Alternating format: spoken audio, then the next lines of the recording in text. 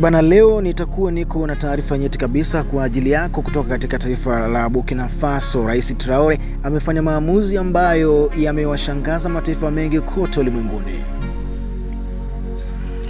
Sanjali na hayo, kuna mengi. Hebu salia nami mwanzo mpaka mwisho.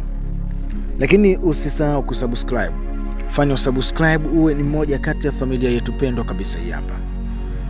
Serikali ya Burkina Faso chini ya uongozi wa Kapteni Ibrahim Traore imetoa rasmi vituo vyote vya mafuta vilivyokuwa vikimilikiwa na kampuni ya Kifaransa Total Energy na kuvibakisha hapo hapo na kuvibadilisha jina kuwa Baraka Energies. Kwa mujibu wa taarifa zilizodukuliwa na Brass News, hatua hii inaelezwa kama msimamo wa taifa hilo kujitegemea kiuchumi na kupunguza ushawishi wa kikoloni katika taifa hilo na kuwabakiza vitu ambavyo vinaweza kusaidia katika eneo hilo. Hatua hii inaelezwa kama msimamo wa taifa hilo kujitegemea kiuchumi na kupunguza ushawishi wa kikoloni katika sekta nyeti za uchumi. Uamuzi huu umeibua mjadala mkubwa barani Afrika na kimataifa.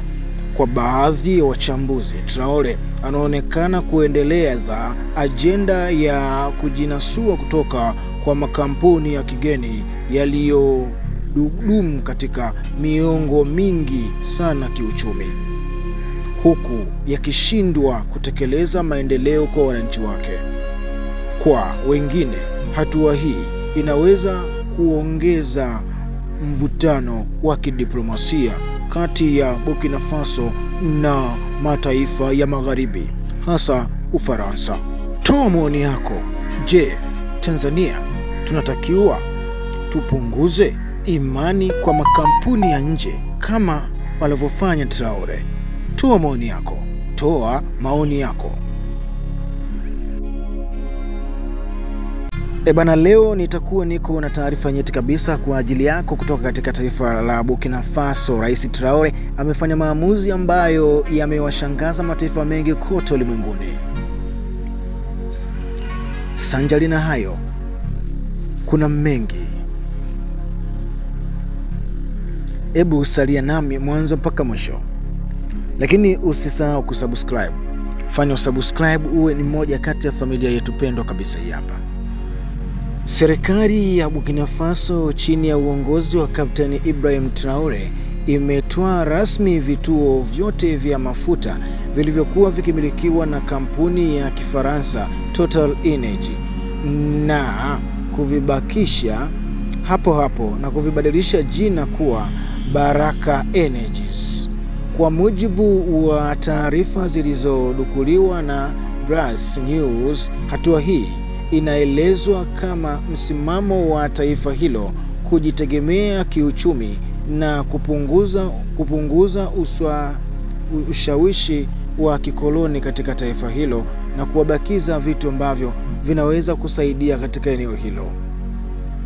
Hatua hii inaelezwa kama msimamo wa taifa hilo kujitegemea kiuchumi na kupunguza ushawishi wa kikoloni katika sekta nyeti za uchumi. Uamuzi huu umeibua mjadala mkubwa barani Afrika na kimataifa. Kwa baadhi ya wachambuzi, Traore anaonekana kuendeleza ajenda ya kujinasua kutoka kwa makampuni ya kigeni yaliyodumu katika miongo mingi sana kiuchumi, huku yakishindwa kutekeleza maendeleo kwa wananchi wake. Kwa wengine, hatua hii inaweza kuongeza mvutano wa kidiplomasia kati ya Burkina Faso na mataifa ya magharibi, hasa Ufaransa. Toa maoni yako. Je, Tanzania tunatakiwa tupunguze imani kwa makampuni ya nje kama walivyofanya Traore? Toa maoni yako. Toa maoni yako.